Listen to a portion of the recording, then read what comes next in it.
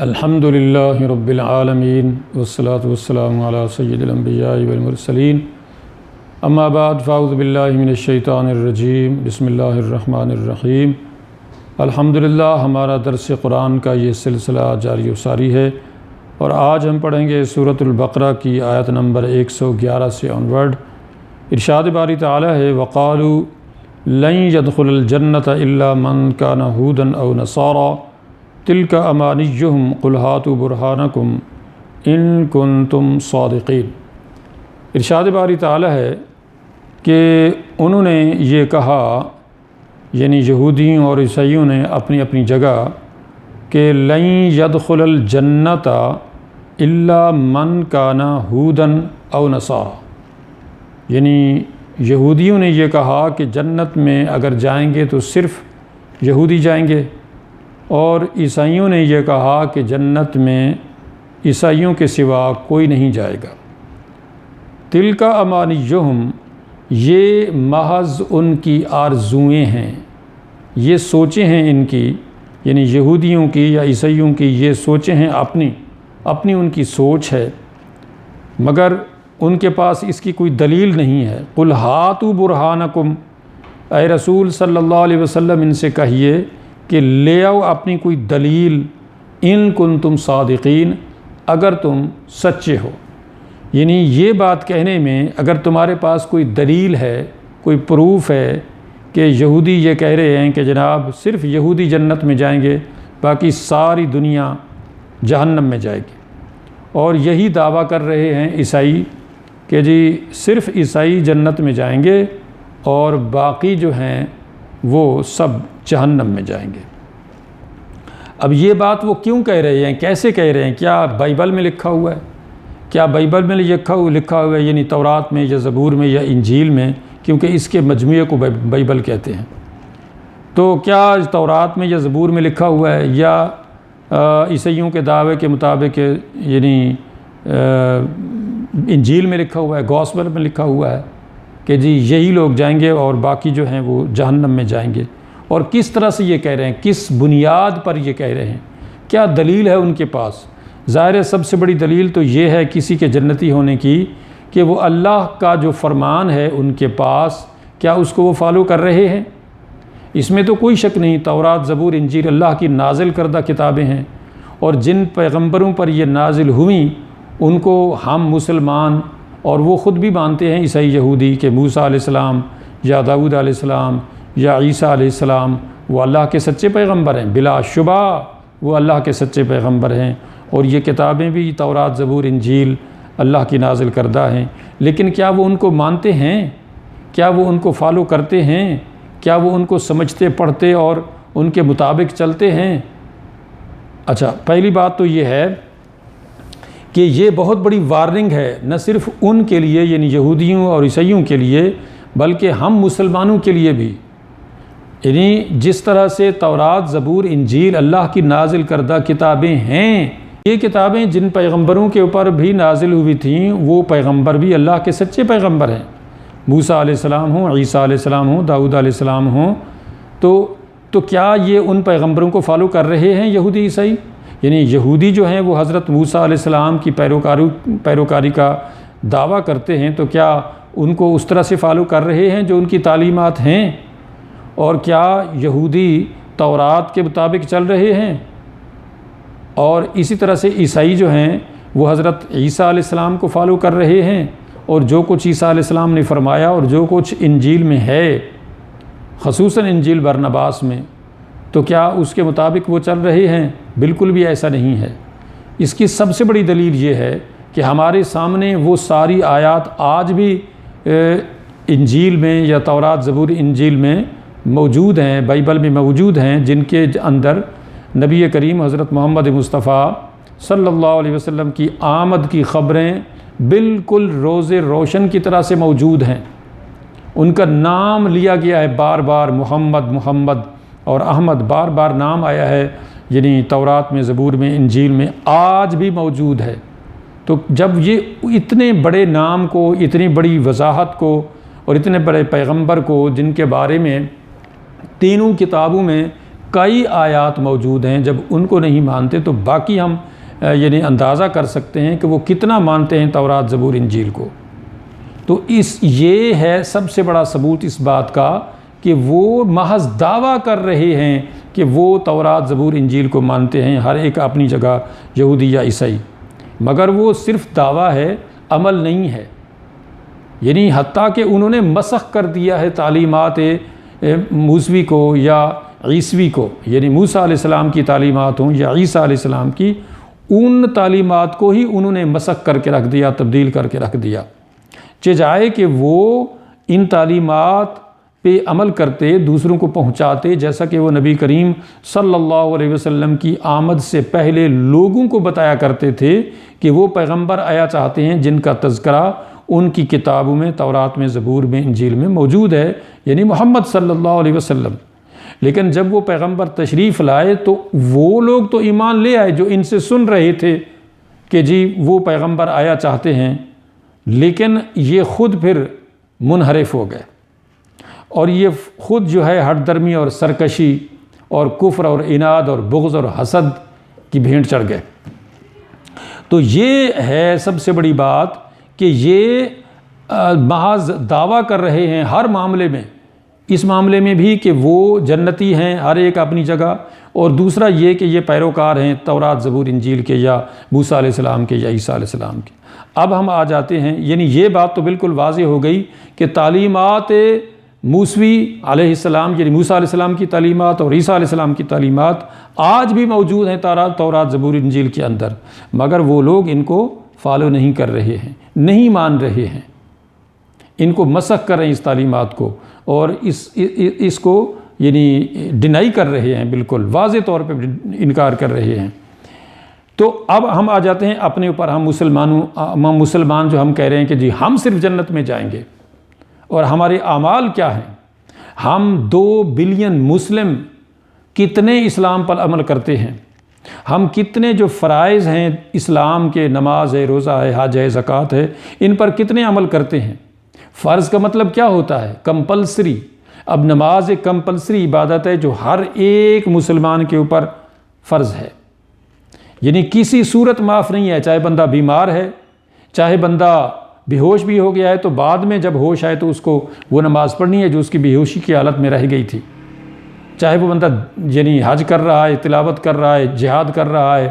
کوئی بڑی سی بڑی نیکی کر رہا ہے، نماز بہرحال اس نے پڑھنی ہے اس کے وقت میں جو اس نماز کا وقت ہے۔ تو اس معاملے میں ہم دیکھیں کہ ہم جو فرائض ہیں دین کے، ان کو ہم عملی طور پہ مسلمان ڈینائی کر رہے ہیں، ہم نہیں کر رہے ہیں وہ اعمال جو ہمارے اوپر اللہ نے فرض کیے ہیں، جو ارکان اسلام ہمارے اوپر فرض ہوئے ہیں، جو ہمارے لیے اللہ کے رسول صلی اللہ علیہ وسلم کے فرمان آتے ہیں، کیا ہم ان کے اوپر عمل کر رہے ہیں؟ نبی کریم صلی اللہ علیہ وسلم نے جو ارشاد فرمایا کہ لا یؤمن احدکم حتی یحب لأخیہ ما یحب لنفسہ، یعنی تم میں سے کوئی بھی شخص اس وقت تک مسلمان نہیں ہو سکتا، مومن نہیں ہو سکتا، جب تک کہ وہ جو کچھ اپنی ذات کے لیے پسند کرتا ہے وہی کچھ اپنے دوسرے مسلمان بھائی کے لیے بھی پسند نہ کرے، وہ اس وقت تک مسلمان کہلوانے کا مستحق نہیں ہے۔ یہ اتنی واضح حدیث ہے۔ ہم میں سے کون شخص ہے جو یہ چاہتا ہو کہ جو کچھ میں اپنی ذات کے لیے، اپنی اولاد کے لیے، اپنی فیملی کے لیے چاہتا ہوں وہی کچھ میں دوسرے مسلمان کے لیے بھی چاہتا ہوں؟ ایسا نہیں ہے۔ ہم رشوت دیتے ہیں کہ دوسرے کا حق ہمیں مل جائے، جہاں پہ میرٹ کی بات ہو رہی ہے وہاں پہ ہم اس میرٹ میں سب کو پیچھے دھکیل کے، رشوت دے کے، دھونس دھاندلی، سفارش اور پتہ نہیں کیا کچھ کر کے ہم وہ حق اپنے لیے، اپنی فیملی کے لیے، اپنے بچوں کے لیے یعنی لینا چاہتے ہیں۔ زبردستی حق بنتا ہے، نہیں بنتا ہے، اس کو لینا ہے، اور اس سے ہمارے ایمان کا امتحان ہو جاتا ہے، اور ہم خود اپنے آپ کو جانچ اور پرکھ سکتے ہیں کہ ہم کتنے مسلمان ہیں، ہم کتنے پریکٹیکل ہیں۔ یعنی یہ جو بات کہنی پڑ رہی ہے اس لیے کہ اس میں کوئی شک نہیں کہ وہ جو دعویٰ کر رہے ہیں یہودی عیسائی کہ جی لن يدخل الجنت الا من کان ہودا او نصارا، جنت میں جائیں گے تو صرف یہودی جائیں گے، یہ یہودیوں کا دعویٰ ہے۔ او نصارہ، اور نصارہ بھی یہ کہہ رہے ہیں کہ جی نہیں، جنت میں جائیں گے تو صرف نصارہ جائیں گے، عیسائی جائیں گے، کرسچن جائیں گے، باقی سارے جہنمی ہیں۔ کیا ہمارا یہی دعویٰ نہیں ہے؟ تو دعویٰ ان کا جس بنیاد پہ ہے کہ جی ہم موسیٰ علیہ السلام کے پیروکار ہیں، یہودی کہہ رہے ہیں، عیسائی کہہ رہے ہیں ہم عیسیٰ علیہ السلام کے پیروکار ہیں، تو دونوں پیغمبر، اور جن کتابوں کو فالو کرنے کا دعویٰ کر رہے ہیں وہ بھی اللہ کی نازل کردہ ہیں، تو کیا ان کتابوں کے اوپر یا ان پیغمبروں کی تعلیمات کے مطابق وہ چل رہے ہیں؟ جس طرح سے وہ پیغمبروں کی تعلیمات سے ہٹ چکے ہیں، محض دعویٰ کر رہے ہیں زبانی، ہماری صورتحال بھی کچھ اس طرح کی نظر آ رہی ہے۔ ہم میں سے کتنے مسلمان ہیں 2 بلین میں سے جو قرآن مجید کو بحیثیت اللہ کی آخری کتاب کے پڑھتے ہیں کہ جی اللہ کی آخری کتاب ہمارے آخری پیغمبر حضرت محمد مصطفیٰ صلی اللہ علیہ وسلم کے پر نازل اللہ نے اس لیے کی تاکہ اس کتاب کو ہم لوگ پڑھیں، اس کو سمجھیں، اس کو فالو کریں۔ کتنے لوگ ہیں جو ہم میں سے یہ کوشش کرتے ہیں کہ اس کتاب کو پڑھیں؟ ہم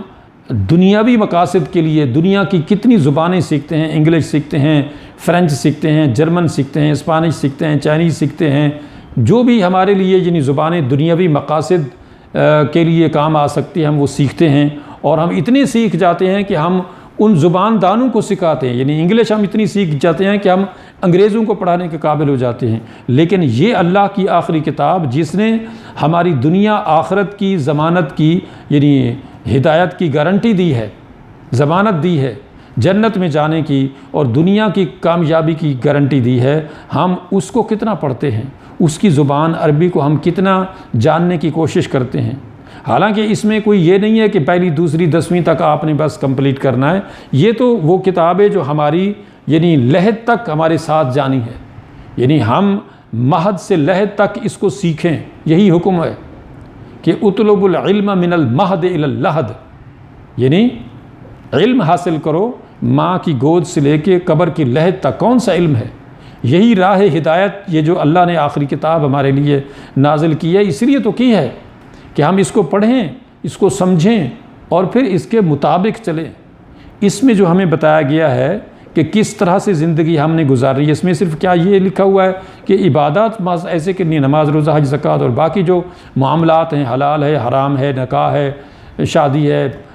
یعنی سچ ہے، جھوٹ ہے، جو بھی چیزیں ہیں دنیاوی، وہ ساری اس کے اندر موجود ہیں۔ تو ہم نے اس کتاب کو سمجھنا ہے، ہم نے اس کے مطابق زندگی گزارنی ہے، اپنے آپ کو بھی اس کے مطابق ڈھالنا ہے، اپنی اولاد کو بھی، اپنے پورے یعنی خاندان کو بھی، پوری دنیا کو ہی ہم نے یہ کتاب بتانی، سنانی، دکھانی اور سمجھانی ہے اور آگے پہنچانی ہے۔ یہ ہماری ڈیوٹی ہے، کیونکہ ہم کنتم خیر امت اخرجت للناس تأمرون بالمعروف وتنہون عن المنکر، یہ ہماری ڈیوٹی اللہ نے رکھی ہے کہ ہم امت محمد صلی اللہ علیہ وسلم نے اس کتاب کو پڑھنا ہے، سمجھنا ہے، عمل کرنا ہے اور دوسروں تک پہنچانا ہے، تب ہماری کامیابی ہوگی، تب ہم جنت کے مستحق بنیں گے۔ محض یہ دعویٰ کرنے سے کہ ہم مسلمان ہیں اور ہم اس کتاب کو اگنور کر دیں، اس کو پڑھیں ہی نہیں، پڑھیں تو بس اس کی تلاوت برکت کے لیے پڑھیں تھوڑی دیر کے لیے، چلو جی خیر و برکت کے لیے آج 1-2 صفحے پڑھ لیے اور چلو جی بس کافی ہے، سمجھا کچھ نہیں، جانا کچھ نہیں، پھر فالو کیا کرنا؟ اور اس کو صرف چند یعنی لوگوں تک جن کو علماء یا مولوی کا نام دیا گیا ہے کہ ان کی یہ ڈیوٹی ہے، انہوں نے اس کو پڑھنا ہے، اور بس باقی جو عوام ہے اس کا کوئی کام نہیں ہے۔ یہ اس میں کوئی شک نہیں کہ علماء کا ایک طبقہ ہونا ضروری ہے اس مقصد کے لیے جو دوسروں تک یہ کتاب پہنچائے، پڑھائے، سمجھائے، لیکن بہرحال ہر ایک فرد مسلم جو ہے اس کے لیے بھی ضروری ہے کہ وہ بھی اپنے تئیں پوری کوشش کرے ساری زندگی اس کتاب کو پڑھنے کی، سمجھنے کی اور عمل کرنے کی۔ تو بہرحال یہ وارننگ محض یہودی عیسائیوں کے لیے نہیں ہے کہ وہ تلک امانیہم، کہ وہ محض آرزویں کر رہے ہیں، دعوے کر رہے ہیں کہ جی ہم جنتی ہیں، ہم جنت میں جائیں گے اور باقی ساری دنیا جہنم میں جائے گی، تو وہ اس لیے وہ دعویٰ غلط کر رہے ہیں کہ وہ فالو نہیں کر رہے ہیں موسیٰ علیہ السلام کو یا عیسیٰ علیہ السلام کو یا تورات زبور انجیل کو، نہیں فالو کر رہے ہیں۔ فالو کر رہے ہوتے تو وہ بھی مسلمان ہوتے، اور ہماری جو صورتحال ہے، ہماری یہ صورتحال ہے کہ ہم محض دعویٰ کر رہے ہیں کہ ہم مسلمان ہیں، ہم محمد صلی اللہ علیہ وسلم کے فالوور ہیں، ہم قرآن کو فالو کرنے والے ہیں، ہم قرآن کو پڑھنے سمجھنے والے ہیں یا فالو کرنے والے ہیں، ہمارا بھی محض دعویٰ ہے۔ ہم نے جو کرنا ہے وہ یہ ہے کہ ہم نے اس کتاب کو پڑھنا ہے، سمجھنا ہے، اور جس طرح سے ہم دوسری دنیاوی کتابیں پڑھتے ہیں تو اس سے کہیں بڑھ کے اس کو زیادہ ٹائم دینا ہے، اس کو پڑھنا ہے۔ اگر وہ ہم پڑھ سکتے ہیں، وہ ہم باقی کی چیزیں جو دنیا کی ہیں وہ سمجھ سکتے ہیں، جو ہماری مادری زبان میں نہیں ہیں، تو ہم اس کو بھی سمجھ سکتے ہیں۔ اس میں کوئی یعنی جب باپ پڑھا لکھا ہوگا، ماں پڑھی لکھی ہوگی، تو بچے کیسے نہیں، یعنی جب وہ ماں باپ جو ہیں وہ قرآن کو پڑھتے ہوں گے، سمجھتے ہوں گے، تو وہ شروع دن سے ہی اپنی اولاد کو یہ پڑھائیں گے، سکھائیں گے، سمجھائیں گے، سنائیں گے کہ قرآن کیا ہے، اس میں کیا لکھا ہے، کہ اس آیت کا کیا مقصد ہے، اللہ کا کون سا حکم کہاں ہے، پردے کے احکامات کون سی صورت میں ہیں، اور کیا کیا احکامات ہیں۔ ہمارے معاشرے میں آج کیوں بے حیائی ہے، کیوں یہ بدبختی پھیل چکی ہے اتنی کہ لوگ وہ حرکتیں کر رہے ہیں، جوان مرد عورتیں شادی شدہ، کہ جو کافروں سے بھی توقع نہیں کی جا سکتی تھی کہ وہ ایسا کریں گے، مسلمان وہ حرکتیں کر رہے ہیں بڑی عمر کے۔ کیوں؟ اس لیے کہ وہ دین سے دور ہو چکے۔ جب انہوں نے قرآن کو پڑھا نہیں، سمجھا نہیں، تو فالو کیا کریں گے؟ جب وہ اللہ کی اس وارننگ کو پڑھیں گے تو ان کو پتہ چلے گا کہ یہ وارننگ کیا ہے۔ تو لہٰذا تلک امانیہم، محض آرزویں کرنے سے جنت نہیں ملے گی۔ جنت ملے گی کب؟ جب بندہ اس اللہ کی کتاب کو پڑھے گا، اس کو فالو کرے گا، تو یقیناً جنت کا راستہ اس کے لیے آسان کر دیا جائے گا۔ تو فرمایا بلا من اسلم وجہہ للہ وہو محسن فلہ اجرہ عند ربہ۔ کیوں نہیں؟ یعنی دعویٰ جو لوگ کر رہے ہیں کہ جی ہم جنت میں جائیں گے، باقی سب جہنمی ہیں، تو جنت میں جانے کے لیے من اسلم، جو اسلام لایا، جس نے اسلم یسلم، اسلام کا معنی ہوتا ہے اللہ کے سامنے گردن جھکا دینا، اللہ کے احکامات کے سامنے جھک جانا، اس کو کہتے ہیں اسلم یسلم، اسلام، مسلمان، کہ جس نے اپنی گردن اللہ کے احکامات کے سامنے جھکا دی، جو اللہ کے احکامات کے سامنے بالکل جھک گیا۔ آمنا وصدقنا رضیت باللہ ربا وبالاسلام دینا۔ تو یہ جب اس نے کہا کہ اللہ کے احکامات کے مطابق اور آخری نبی صلی اللہ علیہ وسلم کے احکامات کے مطابق وہ اپنے آپ کو اس نے ڈھال دیا، راضی ہو گیا اور سیٹسفائی ہو گیا، تو تب جو ہے وہ یعنی جنت کا مستحق ٹھہرے گا۔ اور جب موسیٰ علیہ السلام آئے تو تب بھی اسلام تھا، عیسیٰ علیہ السلام آئے تب بھی اسلام تھا، اس لیے کہ یہ اسلام چلا آ رہا ہے پہلے پیغمبر، پہلے انسان حضرت آدم علیہ السلام سے، اور تمام انبیاء علیہ السلام نے اسی کی تعلیمات دی ہے۔ تو لہٰذا من اسلم وجہہ للہ وہو محسن، جو بھی اللہ کے سامنے گردن جھکاتا ہے، جو بھی سے مطلب یہ نہیں ہے کہ یہودی رہ جائے، عیسائی رہ جائے اور یہ کہے کہ جی میں مسلمان ہوتا ہوں، تو محض دعویٰ کرنے سے نہیں ہے کہ جب عیسیٰ علیہ السلام کا زمانہ تھا یا موسیٰ علیہ السلام کا زمانہ تھا تو انہوں نے بھی اسی اسلام کی تعلیم دی تھی، اور یہی اسلام آج بھی تورات، زبور، انجیل یا بائبل کے اندر موجود ہے، اور وہی اسلام قرآن کے اندر موجود ہے۔ لہٰذا اگر وہ اسلم یسلم اسلام اللہ کے سامنے گردن جھکانے والے بنتے تو آج وہ بھی سب مسلمان ہوتے۔ تو لہٰذا اگر آج وہ بھی اللہ کے سامنے گردن جھکا دیں کہ ٹھیک ہے، جو اللہ کے احکامات تورات میں، زبور میں، انجیل میں موجود ہیں ہم ان کو مانتے ہیں، خصوصاً حضرت محمد مصطفیٰ صلی اللہ علیہ وسلم سے متعلق جو آیات موجود ہیں ہم ان کو مانتے ہیں اور ان کے مطابق وہ فالو کرتے ہیں، تو آج وہ مسلمان ہو جائیں، آج وہ مسلمان ہو سکتے ہیں۔ لہٰذا جو بھی اللہ کے سامنے گردن جھکا دیتا ہے اور پھر نیکوکار بن جاتا ہے، فَلَهُ أَجْرُهُ عِندَ رَبِّهِ، تو اس کا اجر اس کے رب کے حضور حاضر ہوگا۔ وہ اپنے رب کے حضور جب پہنچے گا، مرے گا، اس دنیا سے جائے گا، تو اس کے لیے جنت تیار ہوگی، فرشتے اس کا استقبال کر رہے ہوں گے سکرات الموت میں، اور اس کو یعنی عزت کے ساتھ لے جائیں گے جنت کی طرف، اس کو جنت کا لباس پہنائیں گے، اس کو جنت کی خوشخبری سنائیں گے، ابشروا بالجنہ التی کنتم توعدون۔ تو یہ کب ہے؟ جب اسلم وجہہ للہ، جب بندہ اللہ کے سامنے جھک جائے، اپنی گردن کو جھکا دے، اپنی منمانی نہ کرے، اپنی سوچوں کے مطابق نہ چلے، جو اللہ نے حکم دے دیا بس اس کے مطابق چلے، تو اس کے لیے یہ ہے کہ فَلَهُ أَجْرُهُ عِنْدَ رَبِّهِ وَلَا خَوْفٌ عَلَيْهِمْ وَلَا هُمْ يَحْزَنُونَ۔ تو ایسے لوگوں کو نہ کوئی خوف ہوگا اور نہ ہی وہ غمگین ہوں گے، یعنی جب وہ اللہ تعالیٰ کے احکامات کے مطابق چلیں گے اور اللہ کو راضی کریں گے، اللہ کی کتاب کو فالو کریں گے، تو لا خوف علیہم ولا ہم یحزنون، ان کو کوئی خوف نہیں ہوگا، کوئی غم۔ ظاہر ہے اس سے بڑا خوف اور کیا ہوگا کہ بندہ جب اس دنیا سے جا رہا ہو، اس کی جان اس کے جسم سے نکل رہی ہو، اور اب اس کے سامنے اس کے بیوی، بچے، ماں باپ، بہن بھائی، رشتہ دار، اقارب، یار دوست جو بھی ہیں، اور ایون جو اس کی کمائی ہے، اس کی فیکٹریاں ہیں، اس کی زمینیں ہیں، اس کی مشینیں ہیں، اس کی گاڑیاں ہیں، اس کا بینک بیلنس ہے، کچھ بھی ہے، وہ سب بھی اس کو پتہ ہے کہ یہ سارا اب ادھر ہی رہ جائے گا۔ اب میں نے ہاتھ خالی اس دنیا سے جانا ہے، میرے ساتھ اگر کوئی جائے گا تو میرا عمل جائے گا، وہ اچھا ہے یا برا ہے اس کو پتہ ہے، بندے کو، ہم سب کو، ہر ایک کو پتہ ہے کہ ہمارے پلے کیا ہے، ہمارے اعمال نامے میں کیا ہے، ہمیں پتہ ہے، کوئی جانے یا نہ جانے، اللہ تو جانتا ہی ہے، لوگوں کو پتہ ہو نہ ہو، کتنا پتہ ہو کتنا نہ ہو، بٹ ہم جانتے ہیں، یعنی ہم میں سے ہر ایک فرد اس بات کو بخوبی جانتا ہے کہ میرے پلے کیا ہے، میرے اعمال نامے میں کیا ہے، میں نے کون کون سے گناہ کیے ہیں، دنیا کو نہیں پتہ بٹ اللہ کو پتہ ہے، اور مجھے بھی پتہ ہے کہ میں نے کون کون سے گناہ کیے ہیں۔ اب یہ بندہ، نیک بندہ جو اللہ کے احکامات کو فالو کرے گا، اسلم وجہہ للہ، اللہ کے لیے اپنی گردن کو جھکا دے گا، اللہ کے لیے اپنا سب کچھ قربان کر دے گا، اپنی منمانی نہیں کرے گا، کوئی ہر درمی، کوئی سرکشی کا معاملہ نہیں کرے گا، جہاں جہاں اس کو اللہ کا حکم ملا اس نے بلا چون و چرا، بلا ہیل و حجت، بلا ایسے ہی بغیر کس کیل و قال کے اس نے کہا اللہ کا حکم آ گیا قرآن میں، حدیث میں، تو اب اس میں میری کوئی رائے نہیں ہے، اب اس میں میری کوئی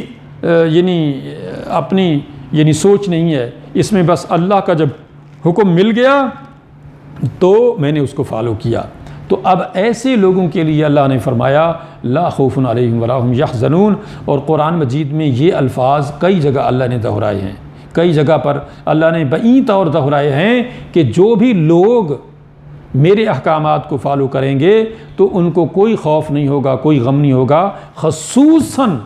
جب خوف کا اتنا بڑا ٹائم آئے گا کہ بندے کی جان نکل رہی ہوگی، فرشتے اس کی جان نکال رہے ہوں گے اس کے جسم سے، اور وہ ان آنکھوں سے، اس لیے نبی کریم صلی اللہ علیہ وسلم کی حدیث ہے جس کا مفہوم ہے کہ جب بندے کی جان نکلتی ہے، جب بندے کی روح نکلتی ہے اس کے جسم سے، تو ہم دیکھتے ہیں کہ اس کی آنکھیں جو ہیں وہ پھٹی کی پھٹی رہ جاتی ہیں۔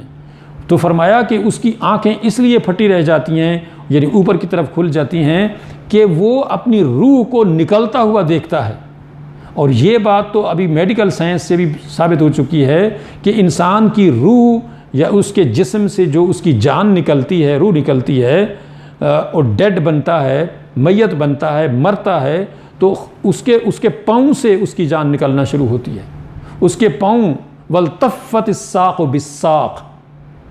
کہ اس کی پنڈلی سے مل جاتی ہے، وہ بے جان ہو جاتی ہیں، اور پھر یوں آہستہ آہستہ آہستہ آہستہ آہستہ اس کی آنکھوں کے سامنے اس کی روح جو ہے نکل رہی ہوتی ہے، اور وہ بندہ جو ہے، میت جو ہے، مرنے والا، وہ اپنی روح کو نکلتا ہوا اپنی آنکھوں سے دیکھتا ہے، اور اسی وجہ سے اس کی آنکھیں آتی ہیں، اور اس لیے حکم ہے کہ اس کی آنکھوں کو خود سے جلدی سے بند کر دو، کیونکہ عموماً جب بندہ مر جاتا ہے اس کا جسم اکڑ جاتا ہے، تو جو چیز جہاں ہوتی ہے وہیں رہ جاتی ہے، لہٰذا آنکھوں کو بند کرنے کا حکم ہے، اور اسی طرح سے منہ کو جو ہے وہ بھی کپڑے سے باندھنے کا حکم ہے تاکہ وہ کھلا نہ رہ جائے۔